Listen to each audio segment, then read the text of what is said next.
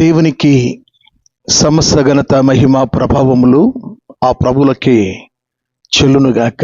ప్రియులారా, ఒక ప్రత్యేకమైన వీడియోలో మీ ముందుకు ఒక శ్రేష్టమైన అంశమును మీ ముందు తీసుకొచ్చి ఉన్నాను. స్కిప్ చేయకుండా చివరి వరకు వినండి. ప్రియులారా, చాలామంది మన ప్రభువారిని గురించి సరైన అవగాహన లేక నేడు క్రైస్తవుల సంఖ్య పెరుగుట చేత చాలామంది విస్తృతంగా ప్రభువులోకి వెళ్ళిపోతున్నారు అన్న ఆలోచన కలిగి ఏదో ఒకటి ప్రభువారి గురించి మాట్లాడుచూ ఉన్నారు చాలామంది. అయితే నేను ఒక స్వామీజీ గారి యొక్క వీడియో విని నేను స్పందించి ఈ వీడియో చేయడం జరుగుతుంది. ఆ స్వామీజీ పేరు శ్రీ శ్రీ శ్రీ ఆతిథ్య పరశ్రీ స్వామీజీ గారు. ఈయన మాట్లాడిన ఆ వీడియో మీరు వినండి. విన్న తర్వాత కొన్ని విషయాలు మీ ముందు వాక్యము ద్వారా ఆధారంగా పంచుకుంటాను. ఒరే మాలోడా, ఒరే దాసరోడా, లంబడోడా, ఎక్కలోడా అని ఎత్తి చెప్తారు అనుకున్నాం. అది ఈడెవడు ఎక్కడి నుంచి వచ్చిండు? దీనికేం సంబంధం మీరు పూజ చేయడానికి? ఏదంటే మీ కులగోత్రుడా, ఏ లెక్కలు మీకు సంబంధం? ఈ మౌలాలి మీకేమైనా సంబంధమా? ఈ హసన్ హుసేన్ మీకేమైనా సంబంధమా? ఈ దర్గాలు మీకేం సంబంధం? ఈడేమని కులం తక్కువడా? ఓడేం సంబంధం మీకు? ఈ యేసు ప్రభు నీకు ఎక్కడి నుండి పరిచయం? ఈ యేసు ప్రభు నీకేం సంబంధం? ఈ మాదిగోనికి, మాలోనికి, దాసరోనికి, ఎరకలోనికి, ఈ లంబడోనికి, ఈ అంటుముట్టని జాతులకన్నిటికీ కశ్యప ప్రజాపతి వంశం నుంచి నేను మూలాలు సృష్టిస్తా. ఆ రక్తం మీ రక్తం ఒకటే. వీళ్ళ రక్తం ఎక్కడి నుంచి వచ్చింది? వీళ్ళు విన్నారు కదండి. ప్రియమైన దేవుని పిల్లలారా, యేసు ప్రభువుతో నీకు పనేంటి? యేసు ప్రభువుతో ఏం పని ఉంది మనకు అని స్వామీజీ గారు ప్రశ్నించినట్టు ఆ వీడియోలో మనం చూస్తాం. నేనంటున్నాను, యేసుక్రీస్తు వారితో ప్రపంచంలో ఉన్న ప్రతి ఒక్కరికి పని ఉంది. ఆయన ప్రపంచ చరిత్రకెక్కినవాడు. ఆయన ఒక దేశానికి సంబంధించిన వాడు కాదు. ఆయన ప్రపంచానికి ఆధారమైన దేవుడు ఆయన. కనుక నేటి కాలంలో చాలామంది యేసు ప్రభువుని గురించి తెలుసుకోక వారి ఇష్టం వచ్చినట్లు మాట్లాడుతూ ఉంటే, కనీసం కొన్ని విషయాలైనా నా వంతు నేను అందించాలి. కొన్ని సత్యాలు, కొన్ని వివరాలు వారికి తెలియచేయాలి. అటువంటి వారు ఎంతోమంది మన భారతదేశంలో ఉన్నారు. వారికి తెలియచేయాలి అన్న ఆకాంక్ష కలిగి ఈ వీడియో చేస్తున్నాను. యేసు ప్రభువుతో నీకేం పని, మనకేం పని?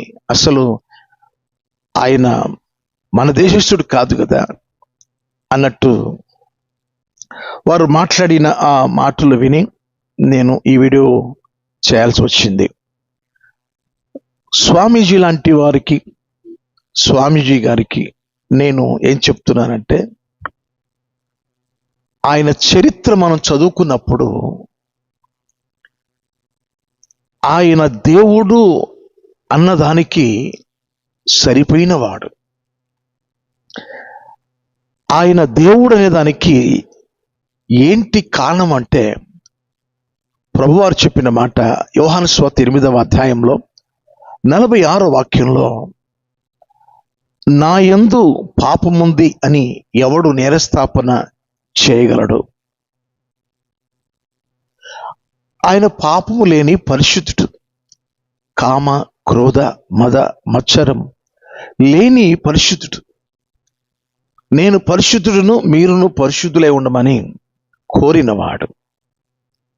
ఆయన పరిశుద్ధాత్మ ద్వారా ఆయన ఈ లోకానికి వచ్చినవాడు. ఆయనలో ఉన్న రక్తము ఆదాం గారిదని, ప్రభులో ఉన్న రక్తం తల్లి అయిన మరియమ్మ గారి రక్తము అని మాట్లాడుతుంటారు. బైబిల్ చెప్తుంది, అపోస్తల కార్యముల గ్రంథం 20వ అధ్యాయం 28వ వాక్యంలో, దేవుడు తన స్వరక్తమిచ్చి సంపాదించిన సంఘము అన్నమాట ఉంటుంది. అంటే పరిశుద్ధాత్మ ద్వారా ఆయన మరియ తల్లి గారికి గర్భంలోకి వచ్చి ఆ పరిశుద్ధాత్మ ద్వారానే నవమాసాలు అందులోనే ఆ ప్రక్రియ జరిగించబడి ఆయన పరిశుద్ధుడు పుట్టుకలో ఆయన జీవితంలో ప్రతి విషయంలో ఆయన పరిశుద్ధుడు అని అనేక ఆధారాలు చరిత్రలో ఉన్నాయి. కనుక ఆయనతో మనకేం సంబంధము అని స్వామీజీ గారు మాట్లాడిన ఆ మాటలను బట్టి దేవుడు అనడానికి ఆయన వంటి వారు ఎవరైనా ఉన్నారా? స్వామీజీ గారు మీరు చెప్పగలరా?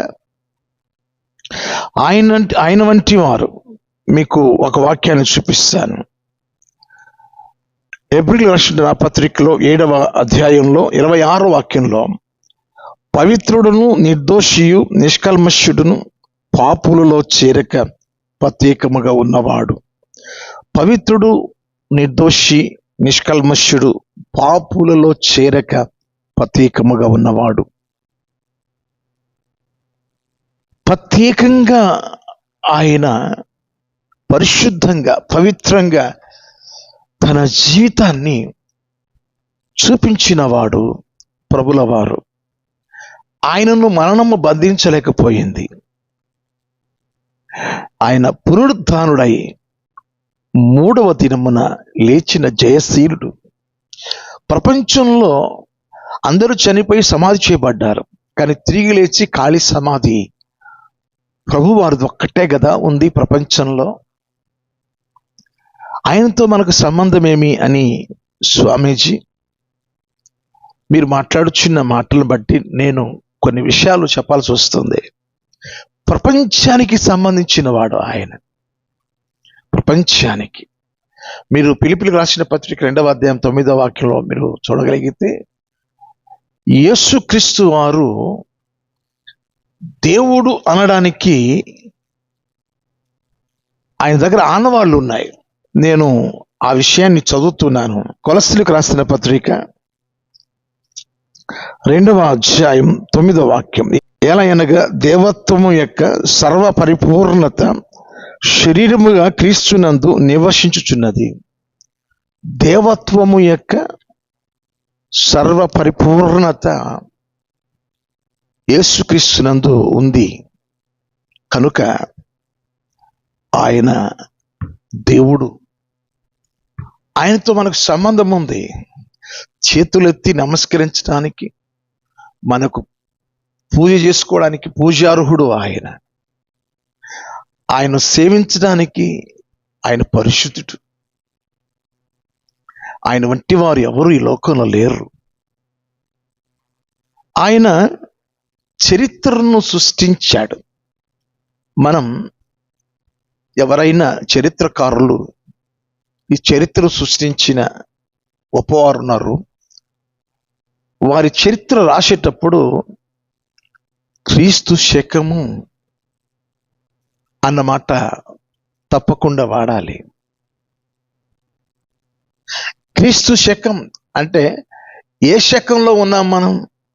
క్రీస్తు శకం. ప్రపంచంలో పుట్టిన ప్రతి బాలుడు, బాలిక, ప్రతి శిశువు క్రీస్తు శకం సంవత్సరం వేసి డేట్ వేయాలి. ప్రతి వారి పుట్టుక ఆయనతో మిళితమై ఉంది. ఆయన శకంలో ఉన్నాం మనం. ఇప్పుడు మీరు తెలంగాణ ముఖ్యమంత్రి వర్యులు రేవంత్ రెడ్డి గారు క్రీస్తు శకాన్ని గురించి, క్రీస్తు పూర్వాన్ని గురించిన కొన్ని మాటలు వారు మాట్లాడంగా నేను విని చాలా సంతోషించాను. ఆ తదుపరి వెంటనే ఆంధ్రప్రదేశ్ ముఖ్యమంత్రి వర్యులు చంద్రబాబు నాయుడు గారు కూడా క్రీస్తు శకాన్ని గురించి మాట్లాడగా నేను చాలా సంతోషించాను. వారి ఇరువురు మాటలు కూడా మీరు వినండి. మీకందరూ ప్రపంచ చరిత్ర గురించి కానీ దేశ చరిత్ర గురించి కానీ నేను పెద్దగా చెప్పాల్సిన అవసరం లేదు, మీకు అందరికీ తెలుసు.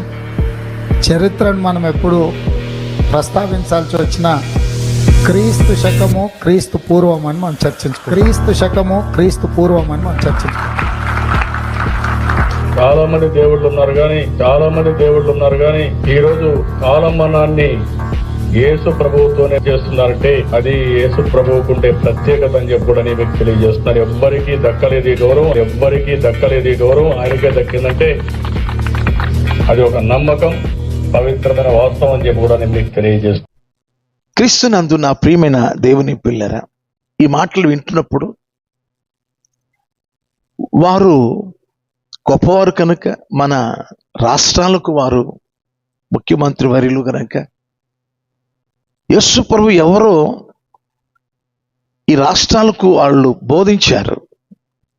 మరి భక్తిలో ఉన్న స్వామీజీలు కూడా యేసుతో సంబంధం ఏమిటి అంటే, యేసుతో సంబంధం ఉంది.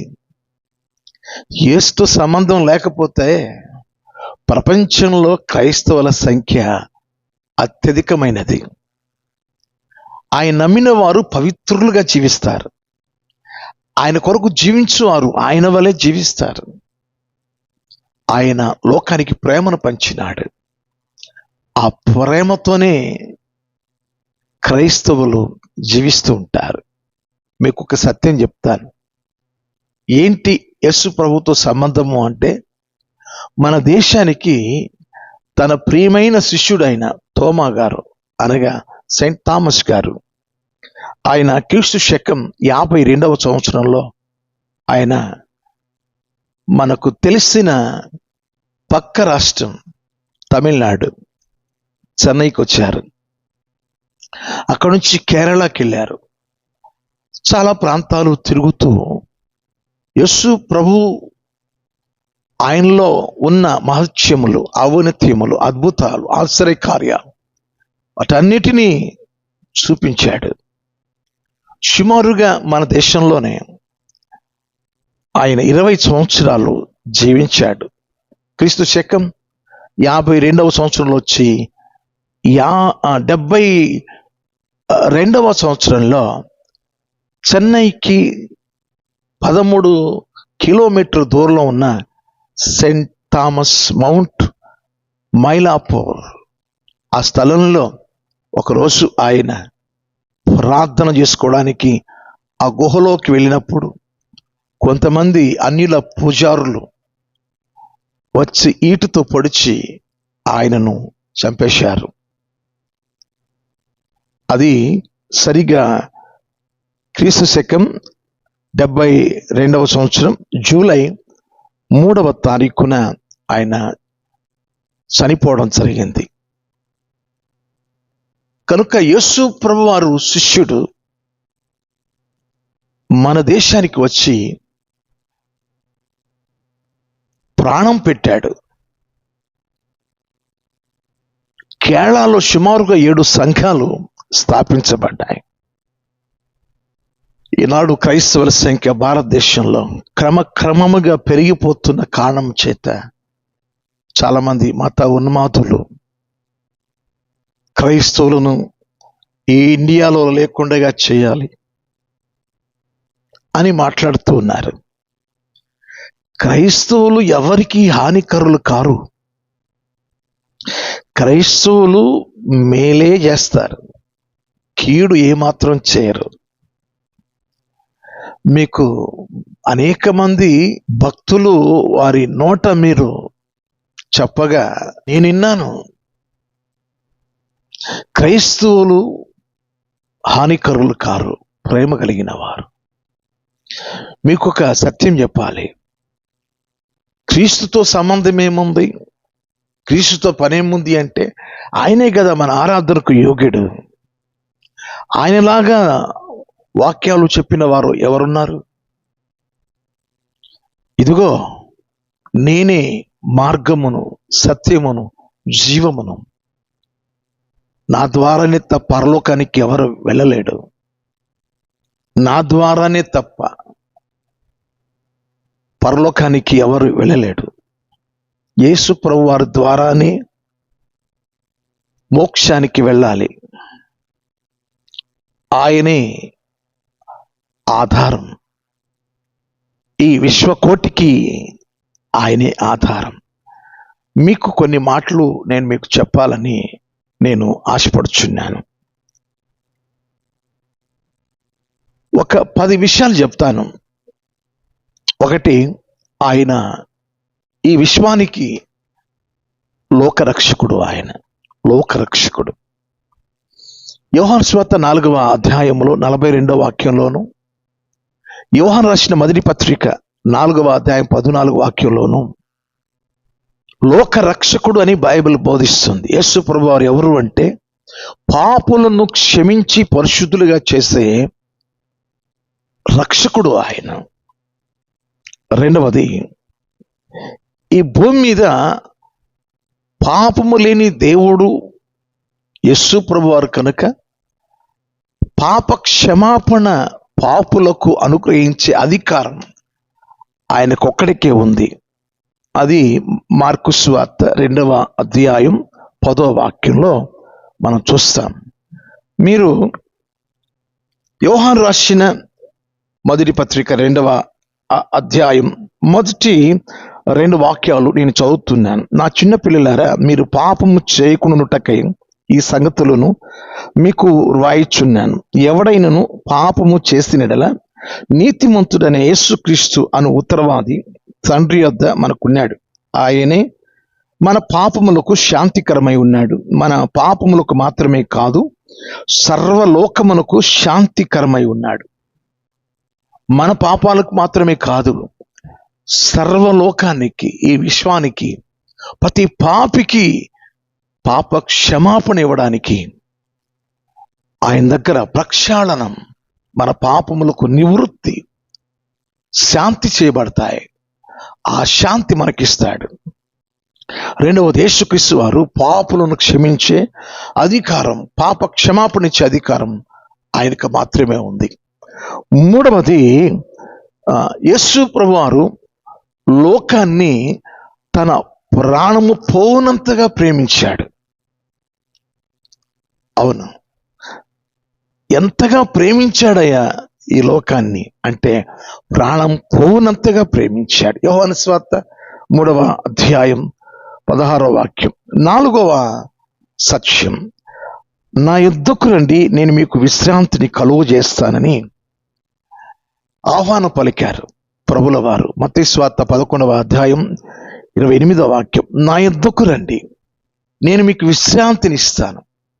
లోకంలో ఎవరు ఇవ్వలేనిది నెమ్మది, ఎవరు ఇవ్వలేనిది ప్రశాంతత, ఎవరు ఇవ్వలేనిది శాంతి.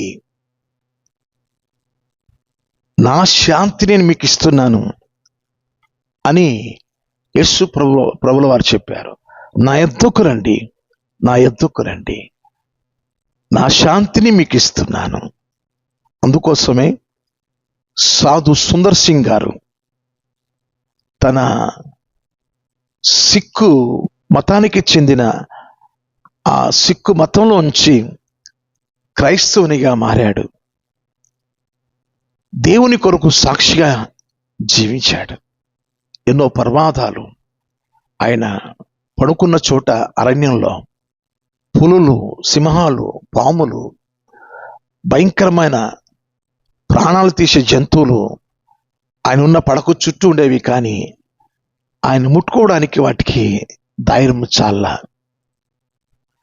అంతటి దేవుని మహాకాపుదల ఆయనకు ఉండేది. తర్వాత బ్రదర్ భగత్ సింగ్ గారు, ఆయన కూడా సిక్కు మతానికి చెందినవాడు. కానీ యేసు ప్రభుల వారి బోధల ద్వారా క్రైస్తవుడిగా మారి సుమారుగా 17,000 సంఘాలు ప్రపంచంలో కట్టగలిగాడు. గమనించాలి ప్రియులారా. 5వది, ఆయన సర్వ రోగముల నుండి, దయ్యపు శక్తుల మీద నుండి విడుదల కలిగించే సర్వశక్తిమంతుడు ఆయన. యేసయ్య సర్వశక్తిమంతుడు. తర్వాత 6వది, మరణించి తిరిగి లేచిన వారిలో ఆయన ఒక్కడే ముత్తించయుడు. ఎవరైనా చనిపోయి నేను 3వ దినాన లేస్తానని చెప్పిన వారు ఎవరైనా ఉన్నారా? అలా లేచిన వారు ఎవరైనా ఉన్నారా?